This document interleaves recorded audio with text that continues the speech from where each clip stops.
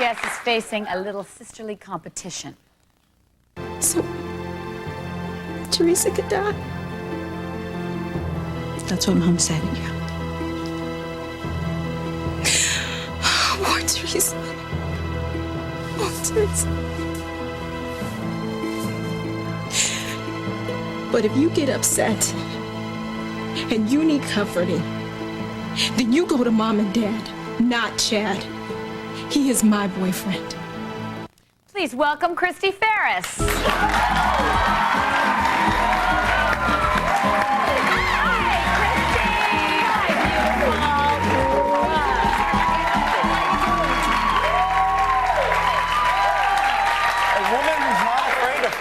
Man, huh? You better believe it. Wow. Shoot. Whitney gonna have a fight of her life. She tried to take my man away from me. And I don't care what anybody says. He is my man. Okay, he is my man. Thank you. Yeah. Is your character turning evil?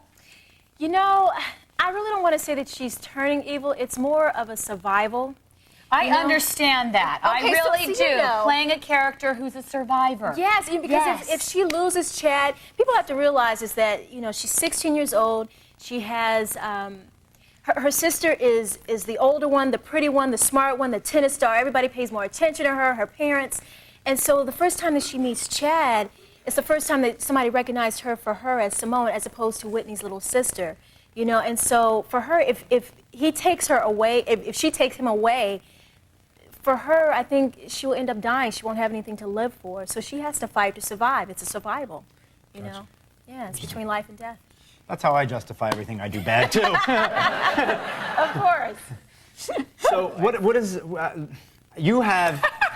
It's hard to ask. It is, isn't it? Yeah. We're all Especially nervous for me. here. I'm nervous to ask this question, but I do know that you have your very strong stance on, personally, on celibacy. Yes.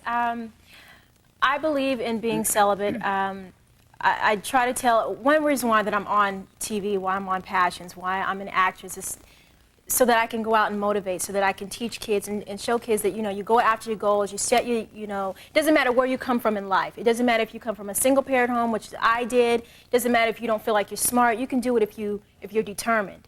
And one of the things that I tell them, being who I am at, ooh, I don't know if I want to tell you guys my age, but being 26 years old, you know, I'm still celibate. I've never had sex before.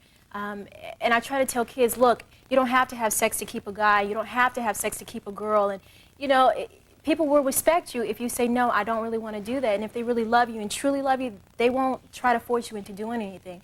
And so I tell kids, exactly, and so I tell kids that, look, stay focused on your goals, because once you start stepping into another part of that area with having sex and everything, then your focus changes a lot. And sometimes that's all your focus is, as opposed to focusing on your goals and going after your dreams. Well said. Very well said. Let me ask you this. Do you have a boyfriend now? I don't like to answer personal questions that's like fine. that. Now, will you have sex when you get married? Well, of course. Okay. Well, there we go. Look, I have waited way too long not to sit up there and enjoy myself. So look, me and my husband, whoever he may be, you know, God, whoever you're gonna bless me with, it's gonna be on and popping. All right, baby. You go, girl. Apparently, at least 26 years of celibacy and counting that you have to make up for once you meet your husband, look, right? let me tell you, he better be ready. How do you deal with it, though? I'm sure that becomes an issue. That becomes an issue with your dating. I'm sure. Of course. How do you deal with that? Well, to be honest, I mean, it cuts out half of the men, which is kind of what's keeping me out of trouble, Which I'm is sure. probably a good thing. Oh, yeah, and, anyway. and of course, and I'm not going to say that, you know, that I'm Miss Perfect, that I haven't put myself in situations that I shouldn't have been in. And I tell young girls and young guys that. But, you know, when I meet a guy, I let them know straight up, look, I am saved, I'm a Christian. So I'm a Christian, I'm celibate, and I'm really trying to stay focused. And can you deal with that? So right there, you know, you meet these guys, if you're at a club, if you're hanging out, and they're like, you mean you like no sex? Like really like nothing? And I'm like, yeah, nothing. And so a lot of times they end up respecting that. If not, they need to go anyway. They're not meant for me. Excellent. When we come back, more with Chrystee. More. We'll be right back.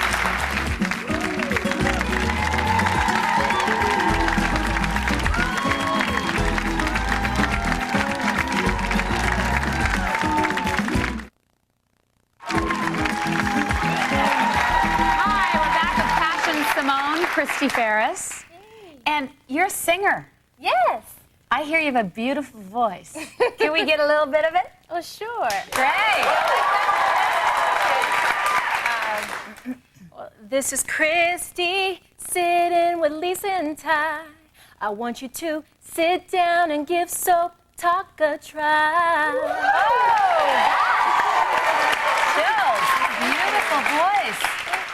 Do you want to record? Is that an aspiration that you have? Yes, actually, I finally, stepped out on faith and kind of pushing back the little fear, and I'm ready to start, going into the studio. I have a couple little songs, so we're just demoing it. That you wrote, songs you write, or do you write your own music? Actually, I do write my own music, but I actually work with some other people who work with Celine Dion, and Oh, wow. he's a great guy. Oh, great guy, Great. yeah, Michael J. So he heard me sing and says, I would love for you to do some of these songs, and so we're going to shop it around and see, if anybody picks it up. Oh, good luck.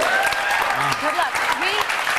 You have somebody you've touched a lot of people's lives, whether you know it or not, throughout your lifetime of 26 years. We have somebody very special on the phone that would like to say hi to you, whose life you've touched. What? A surprise. Hi, Chrystee. This is Mrs. Eichler. Oh my gosh, I'm here! That's my fourth grade teacher. I wanted to tell everybody who I was. Are some people there named Lisa and Ty? Yes. Okay, well, I'm way back in Middletown, Ohio, and I was Chrystee's fourth grade teacher. And about 2 days after Chrystee came into my fourth grade class, she said, I'm going to be an actress someday. Did you believe her? 2 days later, I did. Why did it take you 2 days? Well, I didn't know the kids very well then, but it just took me, the point was, it took me 2 days to know that whatever Chrystee wanted to do, that's what Chrystee was going to do. Wow. And see, that was at the age of 10 years old. That's what makes it extra special.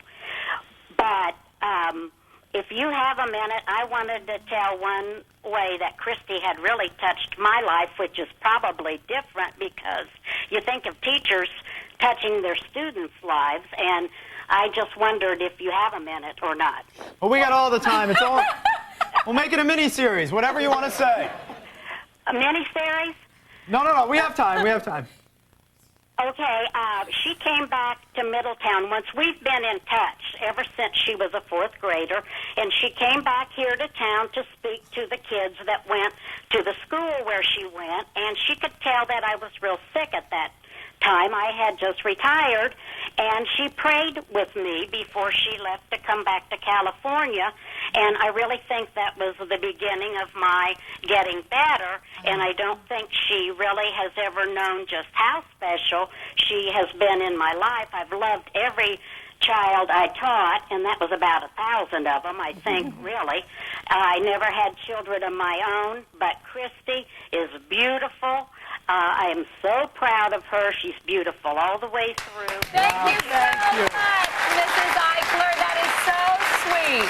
What does Mrs. Eichler mean to you? I'm sure I would not be where I am today as an actress, as a singer. She really encouraged me to stay focused. She encouraged me. She said, you know what, you're going to be a big star. And she really made a difference in my life as a teacher. Being there when my grandparents passed away and just always encouraged me. Said, you were one of my favorite students. Every kid should have that in life. really? Every single kid should have that.